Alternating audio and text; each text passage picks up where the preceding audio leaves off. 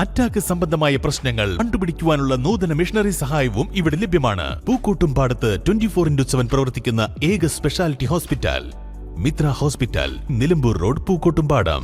നിലമ്പൂർ പാട്ടുത്സവത്തിന്റെ ഭാഗമായി നടന്ന സർവാണി സദ്യയിൽ പങ്കെടുത്തത് ആയിരങ്ങൾ. വെള്ളിയാഴ്ച അയ്യപ്പൻകളം പാട്ടോടുകൂടി പാട്ടുത്സവത്തിന് സമാപനമാകും. നിലമ്പൂർ പാട്ടിനോടനുബന്ധിച്ചുള്ള ചടങ്ങുകളിൽ ഏറ്റവും പ്രധാനപ്പെട്ട ഇനങ്ങളിലൊന്നാണ് സർവാണി സദ്യ. ഉച്ചയ്ക്ക് 11 മണി മുതൽ തന്നെ കോവിലകം കമാനം കടന്ന് ഉച്ചയ്ക്കുള്ള സർവാണി സദ്യയിൽ പങ്കെടുക്കാനുള്ളവർ എത്തിത്തുടങ്ങിയിരുന്നു. ഇതോടെ സദ്യ വിളമ്പുന്ന പന്തലിന് പുറത്ത് നീണ്ട വരി രൂപപ്പെട്ടു തുടങ്ങി. നിലമ്പൂർ കോവിലകത്തിന്റെയും നാടിന്റെയും അഭിവൃദ്ധിക്കായി നടത്തുന്ന നിലമ്പൂർ പാട്ടുത്സവത്തിന്റെ ചടങ്ങുകളുടെ 4ാം ദിവസമാണ് സർവാണി സദ്യ നടത്താറുള്ളത്. 125 പറ അരിയുടെ സദ്യയാണ് സർവാണി സദ്യയിൽ വിളമ്പിയത്. ചോറും സാമ്പാറും തോരനും ഓലനും പുറമെ അച്ചാറും പായസവും അടങ്ങുന്നതാണ് സദ്യ. നിലമ്പൂരിലും പുറത്തുനിന്നുമുള്ള ആയിരക്കണക്കിന് ആളുകളാണ് സദ്യയുടെ ഭാഗമായത്. ഉൾവനങ്ങളിലടക്കം താമസിക്കുന്ന ആദിവാസികളടക്കം സദ്യയുടെ ഭാഗമാകാനെത്തിയിരുന്നു. ചോറുമതിയെ എന്ന് പറയുന്നതുവരെ സദ്യ വിളമ്പും.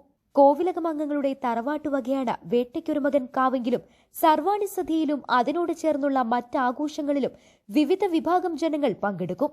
കഴിഞ്ഞ ഞായറാഴ്ച പുലർച്ചെയാണ് വേട്ടയ്ക്കൊരു മകൻ കാവിന്റെ മുൻപിൽ കോവിലകം പ്രതിനിധികൾ, ക്ഷേത്രം ജീവനക്കാർ, നാട്ടുകാർ എന്നിവർ ചേർന്ന് പാട്ടടിയന്തരത്തിന് കൊടിയുയർത്തിയത്. അതോടൊപ്പം ചെറിയ മുളയിൽ ഇലയുടെ ആകൃതിയിലുള്ള അന്നക്കൊടി ഉയർത്തിയത് ഉത്സവനാളുകളിൽ അന്നവിതരണം ഉണ്ടാകുമെന്ന മുന്നറിയിപ്പാണ്. പാരമ്പര്യമായി കുറുപ്പന്മാർക്കാണ് പാട്ട് നടത്തുന്നതിനുള്ള ചുമതല. വൈകുന്നേരം ദീപാരാധനയ്ക്ക് ശേഷം സന്ധ്യാവേല, തായംപക, കൊമ്പുപറ്റ്, കുഴൽപ്പറ്റ് എന്നിവ കഴിഞ്ഞ് 7ഓടെ കരുവൻകാവിലേക്ക് ഭഗവാന്റെ തിടമ്പെഴുന്നള്ളിച്ചു. അവിടെ മുല്ലയ്ക്കാംപാട്ടിനു ശേഷം ആനയുടെയും മേളങ്ങളുടെയും അകമ്പടിയോടെ വേട്ടയ്ക്കൊരു മകൻ കാവിലേക്ക് തിരിച്ചെഴുന്നള്ളത്തും നടത്തി.